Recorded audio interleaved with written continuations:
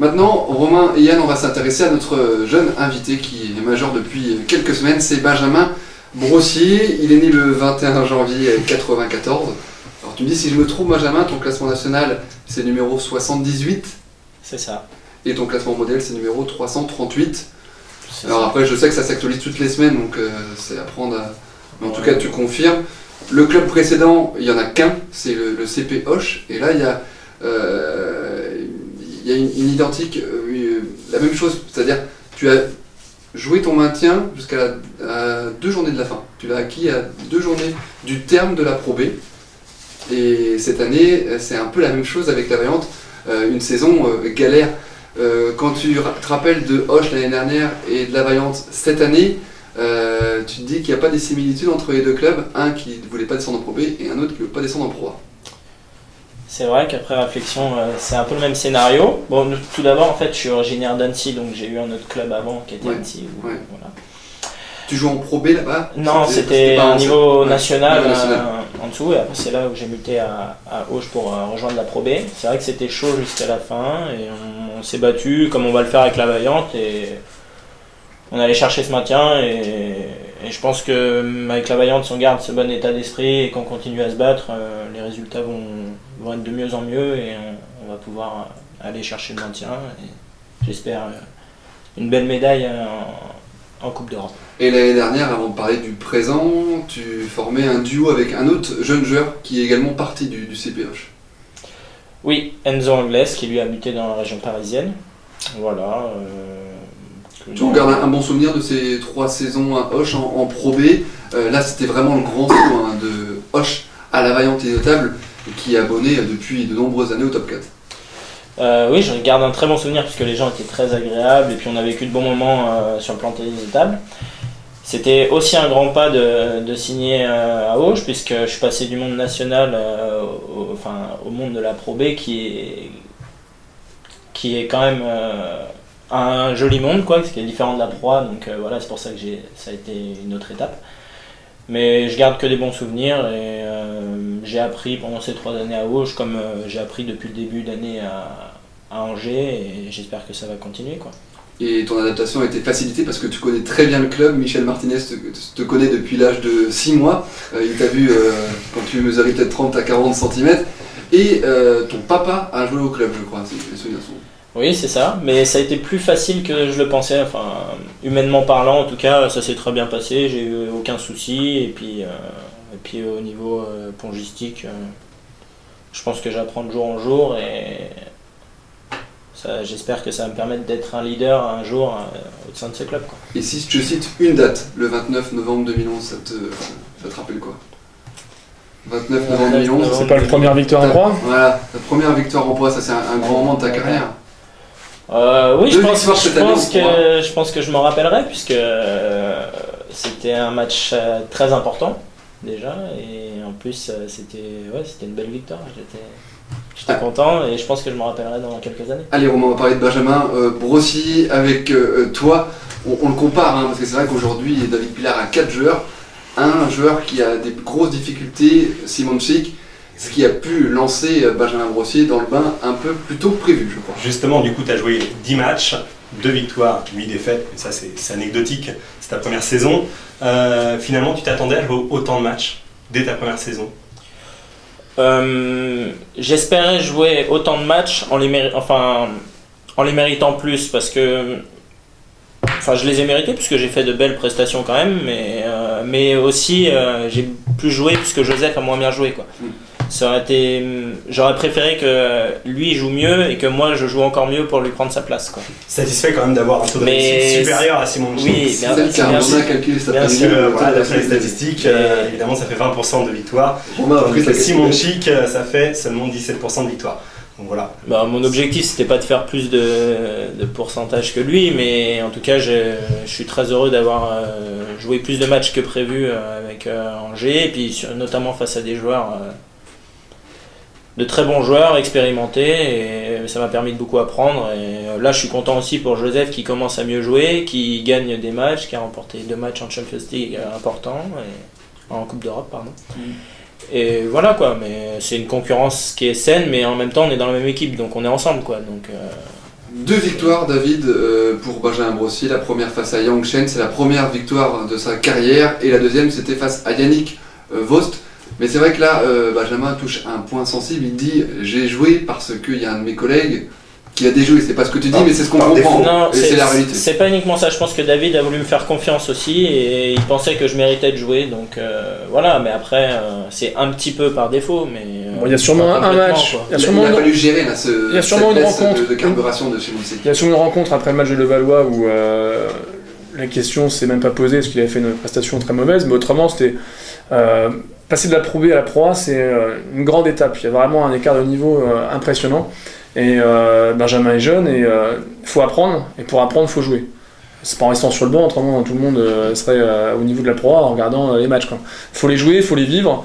Et donc il faut du temps de jeu pour Benjamin, ça c'était sûr. Pour qu'il y ait le niveau de Pro A, ça s'apprend sur le terrain. Alors après, c'est vrai qu'il a joué peut-être un match de plus que prévu à cause de Joseph, mais pas plus. Et après les 2 rencontres qu'il a gagnées, moi je tenais à souligner quand même que c'est 2 rencontres hyper importantes pour le maintien. Puisque c'était sur Saint-Maur et sur Saint-Denis qui étaient concurrents directs à l'époque pour le maintien. Et 2 fois, il a joué à 3-2 pour les autres. Donc il a sauvé le point du match nul et enlevé un point de plus pour les autres. Donc c'est vraiment 2 points importants. Ce qui montre ses qualités de combattant. Maintenant, après, il a joué des matchs sur des très très bons joueurs. Bon, des fois 15 ans ou 20 ans d'expérience en Pro A. Donc t'as même joué... faut laisser le temps quoi, de venir. Ouais, j'ai joué Kranga, Gauning, j'ai joué beaucoup de mecs du haut de tableau en fait, beaucoup de leaders de l'équipe adverse. Donc voilà, mais c'est toujours bon à prendre et à chaque fois que je les ai joués, j'ai eu les crocs et envie de les battre quoi. Donc justement, je les ai pas admirés quoi. J'ai essayé de faire mon mieux et d'aller chercher les matchs quoi. Justement, tu peux nous parler un petit peu de tes conditions d'entraînement. On sait que tu es un jeune joueur du tennis de table français, tu as 18 ans et quelques mois, quelques semaines. Tu t'entraînes en région parisienne, à l'INSEP. Là où les jeunes joueurs, où les jeunes mineurs s'entraînent. Tu peux revenir un petit peu sur ces méthodes d'entraînement et cette vie autour du tennis de table, parce que tu as quitté ta famille très tôt. Oui, j'ai quitté ma famille à 10 ans, où j'ai suivi quelques Pôles France, donc à Talence, vers Bordeaux, puis à Nantes. Et ça fait 3 ans que je suis en région parisienne à l'INSEP, donc c'est-à-dire où il y a tous les meilleurs sportifs de chaque sport olympique, sauf quelques-uns comme le rugby ou le foot. Et donc on a un quotidien qui est... Enfin, on s'entraîne beaucoup. Voilà, on va un petit peu à l'école quand même, parce qu'il faut quand même avoir le bac à la fin de l'année, et puis pour certains, ils peuvent consacrer des études. C'est un sport-études puissance 10. Voilà, c'est ça. Je m'entraîne à peu près 6 heures par jour, et je vais 3 heures en cours par jour. Tu vas t'entraîner à l'INSEP jusqu'à quel âge encore ? Souvent les jeunes arrêtent à 19-20 ans. Non, c'est faux. En fait, je vais rester à l'INSEP, pensionnaire à l'INSEP, mais après j'espère m'entraîner encore après. Mais j'aurai mon appart ou enfin voilà. Mais je quitterai l'INSEP si mon niveau n'est plus assez important ou si je décide d'arrêter. Enfin. Parce que David à l'INSEP, il y a pas que dans tous les sports, il n'y a pas que les jeunes. Il y a surtout les jeunes parce qu'ils sont pensionnaires et qu'ils dorment là-bas. Mais après, il y a toutes les équipes de France seniors qui viennent et qui relancent. Et voilà, donc il y a des joueurs comme Patrick Chila, il est resté pratiquement 30 ans à l'INSEP. Alors après, il est resté en tant que pensionnaire. Après, il est, comme je disais, parce que les conditions sont tellement intéressantes que ça ne vaut pas le coup de quitter ce genre de... Tout est fait pour que ça marche. À l'INSEP, toutes les conditions sont réunies entre le médical, entre tout ce qui est préparation physique, entraînement, relance. C'est un outil qui est envié par beaucoup de pays à l'étranger. Quand un tel centre avec tous les sports, c'est pratiquement unique. Cela demande beaucoup d'investissement personnel en fait, et c'est pour ça que je pense qu'on a une bonne génération en ce moment, parce que je suis pas le seul jeune à être pas mauvais. En fait, on est une dizaine, tous en concurrence. Enfin, on est en même temps potes et en concurrence, et on se bat tous pour la même chose. Et j'espère qu'il y en aura d'entre nous qui réussiront un jour, quoi. Un petit mot sur ce centre parisien, donc qui est l'INSEP, Romain. Non, mais j'avais juste une question en fait. Est-ce que à l'INSEP, donc tu l'as dit, tu allies études et puis donc tennis de table et sport. Le niveau d'études, c'est important à l'INSEP. Est-ce qu'il faut absolument réussir ses études pour rester à l'INSEP ? Est-ce que les études ça compte ou pas pour rester à l'INSEP ? Non, ça compte pour les jeunes en fait, parce que certains sports, ou même le nôtre, parce qu'ils apportent de l'importance aux études, on doit avoir le bac. En fait, l'objectif c'est d'avoir le bac.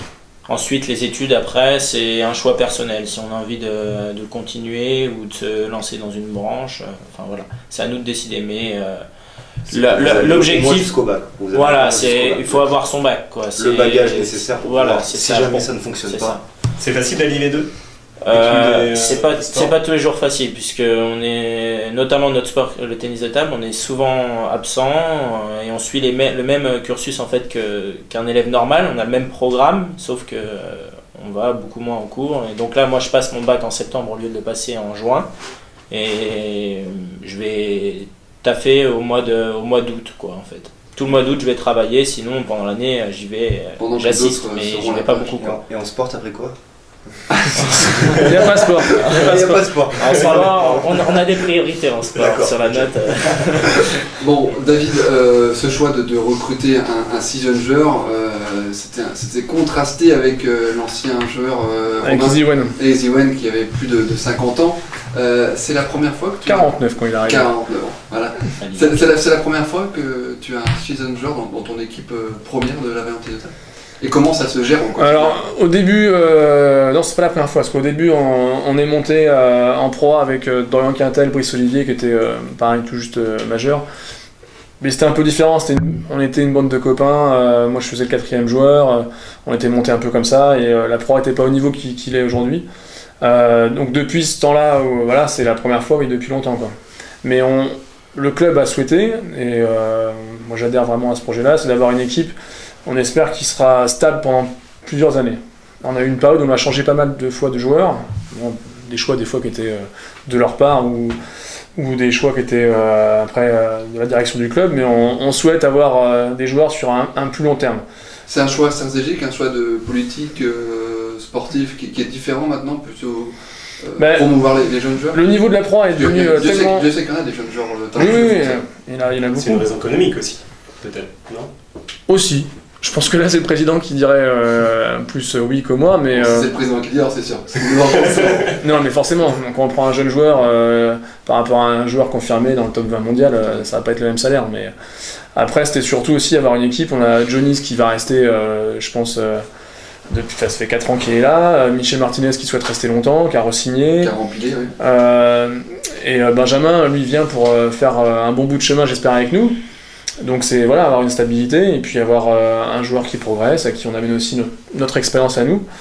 Et on a vu depuis quelques années que l'adaptation est de plus en plus dure. Le niveau est tellement élevé que Easy Wen a fait une bonne fin de saison, alors que le début n'était pas très bien. Joseph fait à peu près le même parcours, même un peu moins bien, mais la première partie de saison n'était pas bonne. Donc si on peut avoir des joueurs qui connaissent le championnat et puis qui sont là depuis plus longtemps, on n'aura pas ce problème d'adaptation et de perte de points qui après nous font courir pour le maintien.